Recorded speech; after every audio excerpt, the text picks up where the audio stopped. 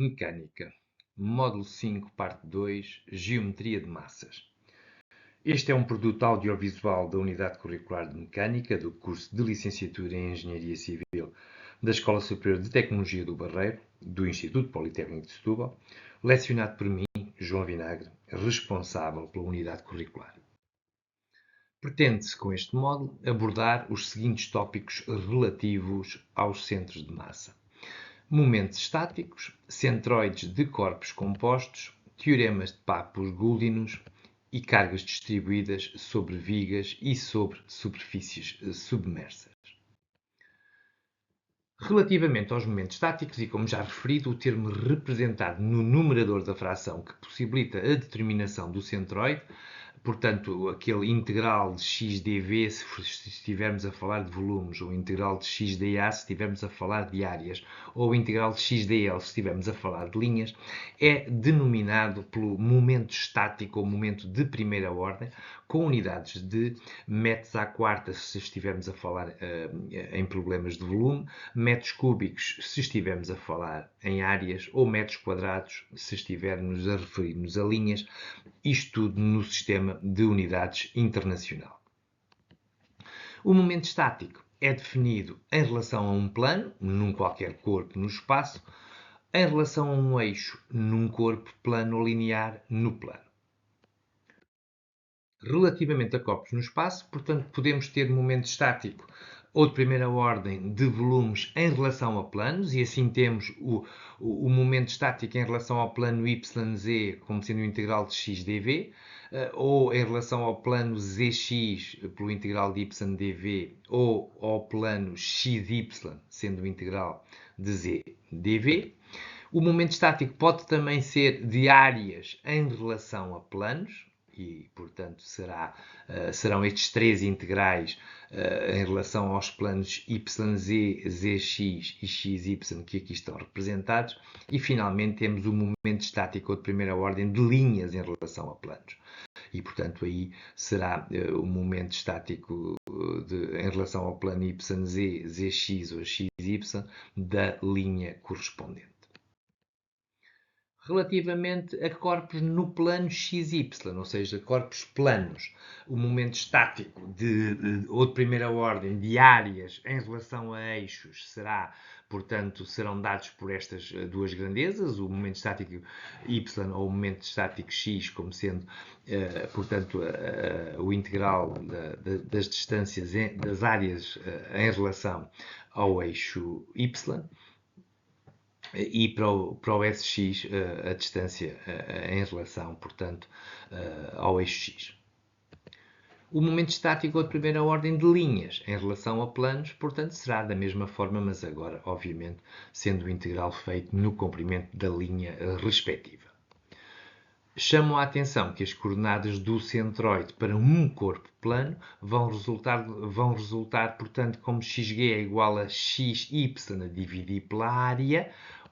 e o YG será o SX a dividir pela área, e, portanto, em que este SY e este SX serão um momento estático em relação ao respectivo eixo, neste caso o SY será em relação ao eixo Y, para a coordenada X do centro de gravidade. Da análise das expressões para determinação do momento estático, podem retirar-se as seguintes conclusões. As coordenadas do centroide de volumes, de superfícies ou de linhas podem ser obtidas dividindo sempre o momento estático pelo volume do corpo, pela área da superfície ou pelo comprimento da linha, respectivamente. Conhecida a coordenada do centroide em relação a um qualquer eixo coordenado, o momento estático do corpo em relação a esse eixo pode ser sempre obtido multiplicando a coordenada pelo volume do corpo, se tridimensional, pela área do corpo, se for plano, ou pelo comprimento do corpo, se for linear.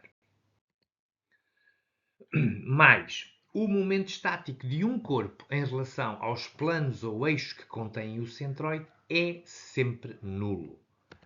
Inversamente, se o momento estático de um corpo em relação a um plano ou eixo é nulo, então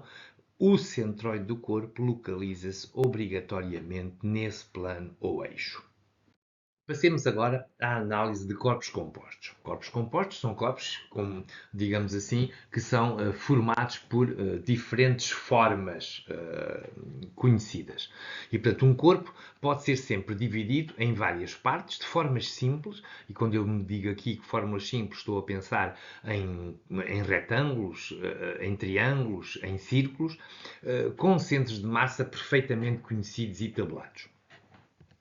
Nestas condições, o centro de massa do corpo pode determinar-se igualando o momento do peso total do corpo com a soma dos momentos do peso das suas diferentes partes que o compõem. E, portanto, não é mais do que uma equação de equilíbrio de momentos, obtendo-se então que o momento provocado pela massa, que é o x do centro de gravidade vezes a massa total do corpo, não é mais do que igual ao somatório dos momentos dos centros de gravidade das diferentes partes que o compõem e das diferentes respectivas massas que o compõem. E, portanto, este somatório desses momentos terá que ser igual ao momento global, posicionando-se a massa no centro de gravidade. Isto em relação a x, em relação a y ou em relação a z, de onde se poderá sempre escrever que o x do centro de gravidade, ou o y ou o z, será sempre igual, portanto, ao momento provocado pelas diferentes, para a soma dos diferentes momentos de cada uma das partes multiplicadas, portanto, as massas pelas respectivas posições dos centros de gravidade e dividido isso pela massa total do corpo. Analogamente, se o corpo for homogéneo, ou seja, todo ele composto do mesmo material, podem determinar-se as coordenadas do centroide igualando o momento estático do corpo com a soma dos momentos estáticos das várias partes, naturalmente medidas em volume, áreas ou em linhas, consoante se trate de um destes tipos de problemas, obtendo-se então, se caso estejamos a tratar de volumes, a posição do centro de gravidade segundo cada um dos eixos, xg, yg e zg, não é mais do que o momento estático do volume em relação ao plano x, yz, no caso da coordenada x, do volume, portanto dividido pelo volume, e assim sucessivamente. Se formos para o caso das áreas, será o momento estático das áreas em relação ao mesmo plano, portanto, neste caso, para a coordenada xg em relação ao plano zy, dividido pela totalidade das áreas, e finalmente, se for um problema de linhas, será o momento estático das diferentes linhas em relação aos planos de referência. Se for para o plano YZ, dará a coordenada XG dividida pela somatório ou pelo comprimento de todas as linhas. Deverá ter-se ainda o cuidado de que no cálculo de corpos compostos que nós consideramos, digamos assim, definidos pela composição a partir de determinadas figuras às quais adicionamos ou retiramos figuras conhecidas, esta questão de adicionar ou retirar terá que se corresponder e haver cuidado no efetuar dos cálculos em atribuir o sinal correto ao momento do peso, ao momento estático de cada parte do corpo. Para isso, dou exemplo desta figura, que já foi tratada no módulo anterior e que, na verdade pode ser considerada como composta, como vamos ver, por três figuras, um semicírculo, um retângulo e um círculo. E esta figura está referenciada em relação a um eixo XY. Claro que quando nós consideramos que ela é composta por um semicírculo, este semicírculo tem um centro de gravidade colocado, portanto, que eu designo ou referencio em G1, vai ter uma de coordenada X que é obviamente negativa, mas esta área vai fazer parte do corpo, não toda, mas como já vou depois referir-me a isso, mas esta área é uma área que eu vou considerar integrante do corpo, resultando terá uma área positiva e um centro de gravidade negativo. A esta área eu vou adicionar um retângulo que terá um centro de gravidade que por esta figura seria positivo, e portanto seria o ponto Q2, que tem uma coordenada x positiva, e portanto esta é mais uma área que eu tenho de considerar positiva e tem um centro de gravidade positiva, e se eu juntar estas duas peças para obter a peça que eu queria, que era com uma abertura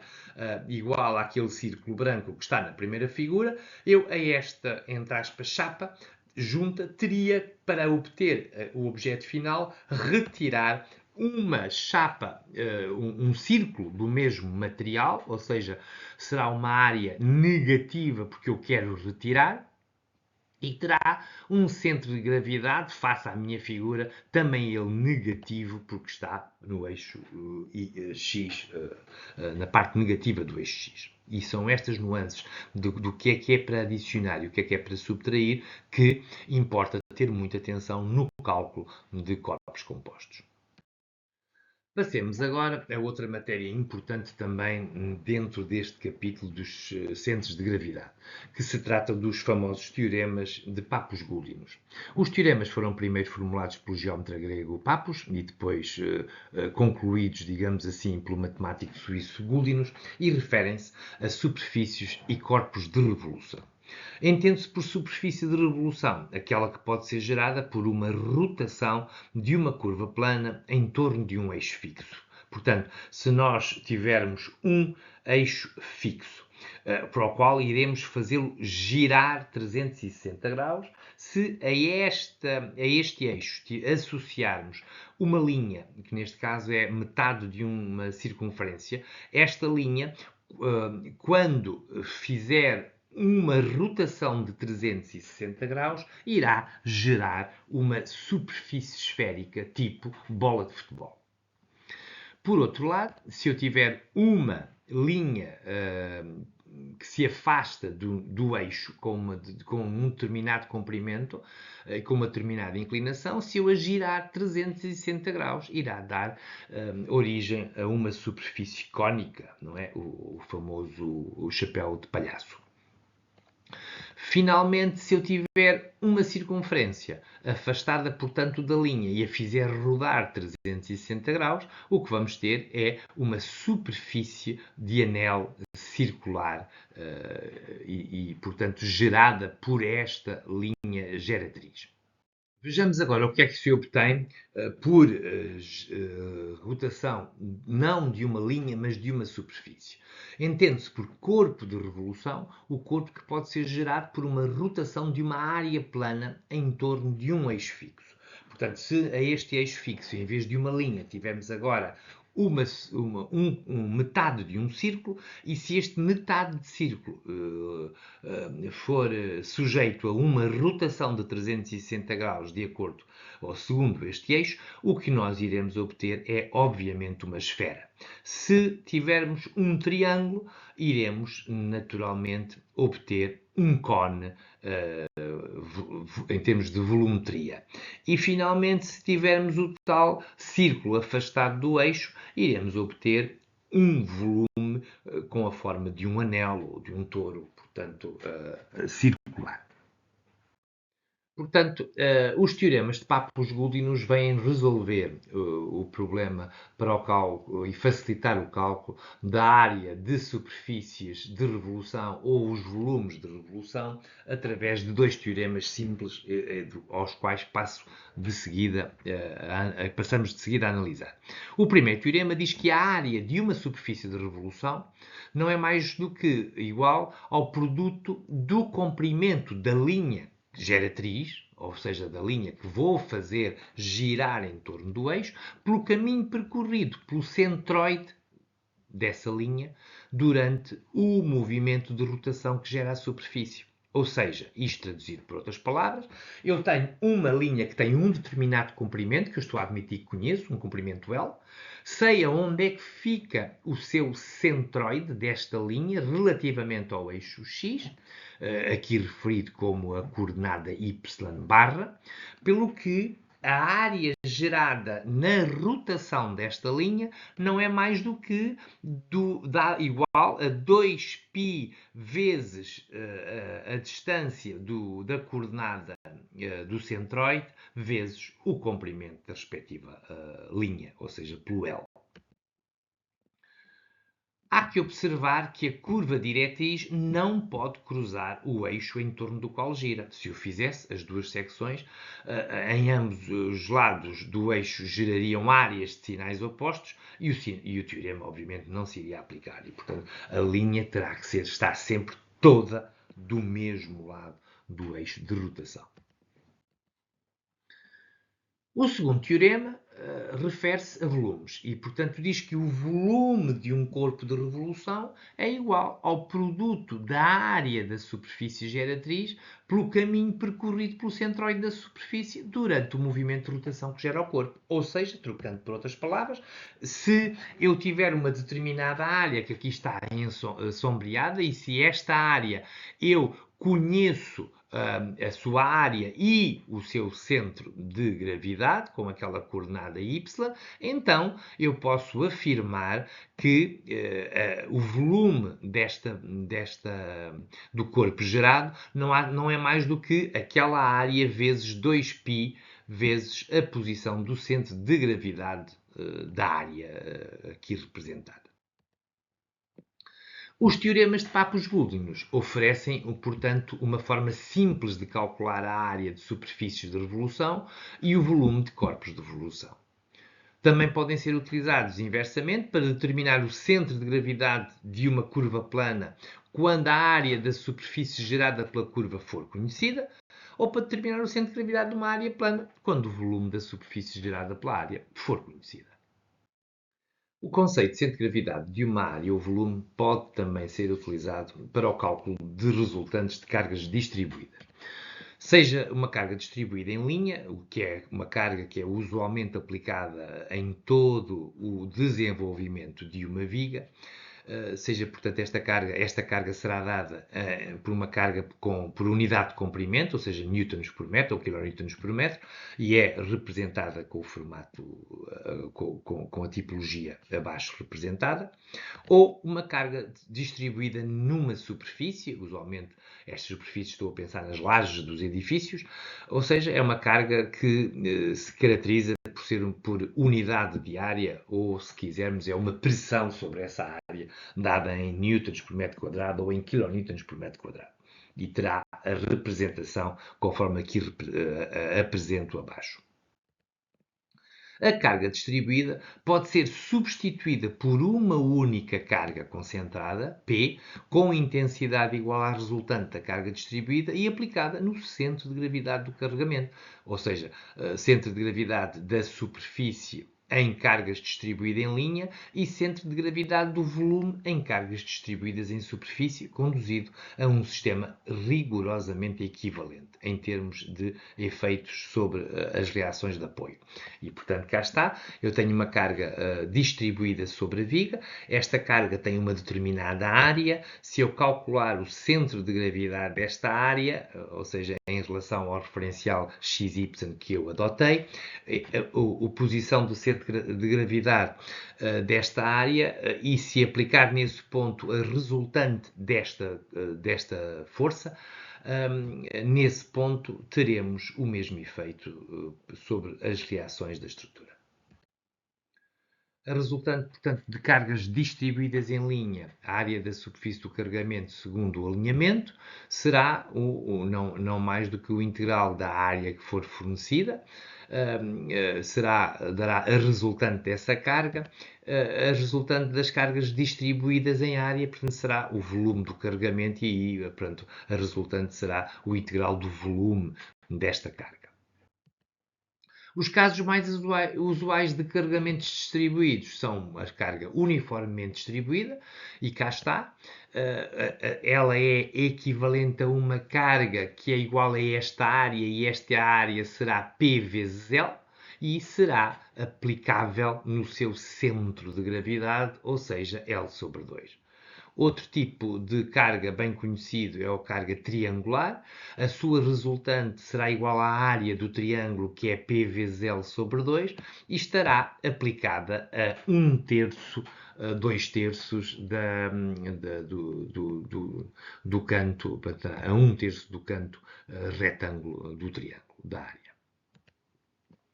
A substituição de cargas distribuídas por cargas concentradas pode ser usada no cálculo das forças exteriores, ou seja, no cálculo das reações, mas como depois irão ver mais adiante, na próxima unidade curricular de análise de estruturas isostáticas, não poderão ser feitas para o cálculo das forças interiores e deformações.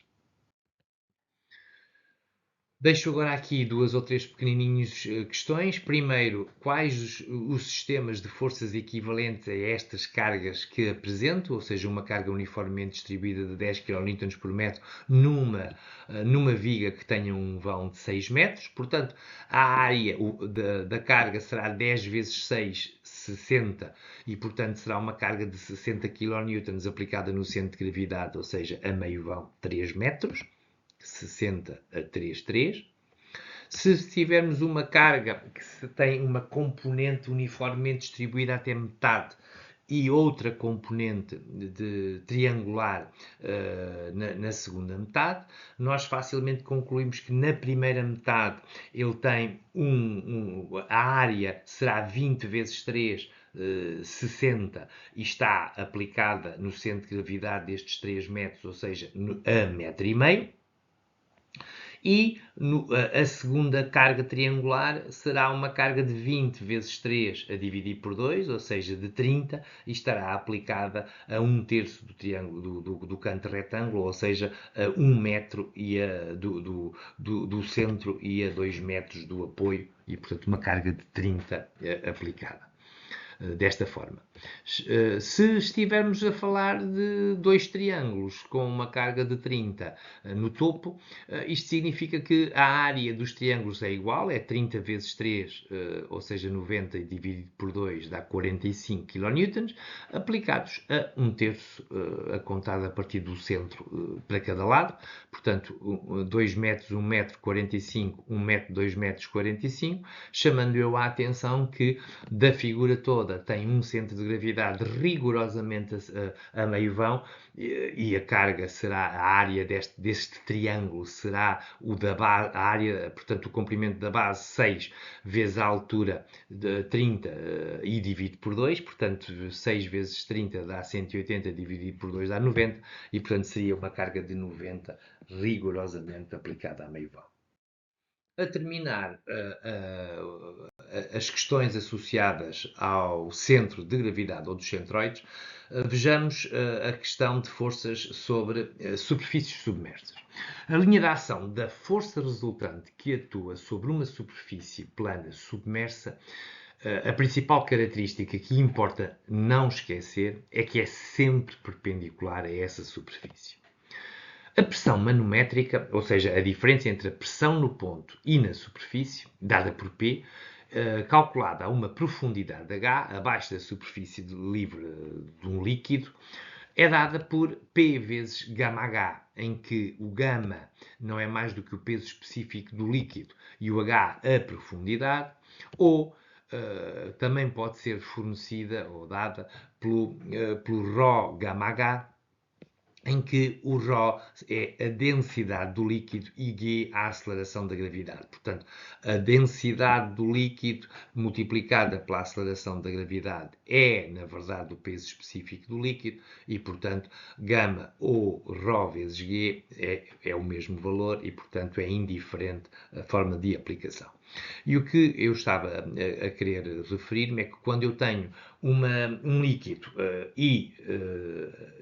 tenho uma superfície plana mergulhada neste líquido, portanto a superfície AB inclinada neste caso, aquilo que se verifica é que a pressão no ponto A é sempre perpendicular, em A e em B são sempre perpendiculares à superfície, que está inclinada, e portanto serão pressões perpendiculares a esta superfície, e têm valores dependem da profundidade a que o ponto A e o ponto B se situam. Portanto, em A eu terei uma pressão A que será gama A vezes a altura A, como é natural, e é perpendicular à superfície AB, e em B terei uma pressão maior, que será uma pressão B vezes gama HB, e que HB será a profundidade desse ponto B. A pressão que atua na superfície, como aqui demonstro, será crescente linearmente a partir de A até B e com ainda por cima a característica de que se eu seguisse essa linha até à superfície, ela se anularia à superfície no ponto O. E, portanto, será sobre este tipo de problemas de superfícies submersas que nós pretendemos saber qual é o efeito, portanto, do líquido sobre a superfície. E, portanto, saber qual é a resultante desta pressão, que já sabemos, pelo que acabámos de ver atrás, que não é mais do que a área desta pressão, que é trapezoidal neste caso, aplicada no centro de gravidade deste trapézio. E essa resultante, sendo um trapézio, a área não é mais do que a semissoma das bases vezes a altura. A semissoma aqui das bases, as bases serão o PA e o PB, portanto, a distância, a altura será a distância de A a B, e, portanto, a resultante será dada pela área do trapézio. A resultante pode ser substituída por uma componente vertical, que eu vou designar por W, devido ao peso do líquido suportado pela superfície, e por uma componente horizontal I, devido à pressão exercida pelo líquido sobre a projeção vertical da superfície. Assim vejamos, portanto, a minha superfície AB, considerada inclinada, não tem uma pressão em A, que é γH, e tem uma pressão em B, que é gama HB, já vimos, portanto, tem uma pressão total R situada num determinado ponto que depende do centro de gravidade daquele trapézio. Esta reação, esta resultante, desculpem, é o PA mais PB sobre 2 vezes a distância AB. Por outro lado, eu posso avaliar a pressão na vertical como sendo a pressão em A vezes, portanto, no ponto A, e a pressão em B medida na vertical, e, portanto, sendo esses os valores, se eu tivesse este outro trapézio que tem como base AB vezes seno θ, esta área terá uma resultante que é ômega, que é o peso do líquido que está acima da chapa até à superfície, e, portanto, é isso que eu pretendo representar nesta figura que aqui representei, e lateralmente é como se a chapa AB estivesse a ser solicitada por outra pressão, agora numa altura AB cosseno θ, com as mesmas pressões, PA e PB, e que tem uma resultante que eu defino por I, que é o impulso deste líquido sobre a chapa, e que é igual novamente à semissoma das pressões vezes, neste caso, a altura, que é o AB cosseno θ. E que neste caso não é mais do que a diferença das alturas HB menos HA para todos os efeitos. E, portanto, HB menos HA será igual a AB cosseno θ, e isso permite-nos, obviamente, também determinar quanto é que é AB seno θ, que é igual a HB menos HA vezes tangente θ. Portanto, o peso será a pressão em A mais a pressão em B dividido por 2 vezes o HB menos HA tangente θ, e o impulso será igual, portanto, a R cosseno de θ. O peso será igual a R seno θ, e sabemos que vetorialmente o R será igual à soma vetorial do impulso I e do peso W. Neste módulo abordaram-se, portanto, os principais conceitos relativos aos centros de massa, vimos os momentos estáticos, vimos a questão do cálculo de centroides de corpos compostos, falámos nos teoremas de Papus-Gudinos e, por fim, concentrar-nos no cálculo das resultantes e do respectivo posicionamento de cargas distribuídas sobre vigas e sobre superfícies submersas.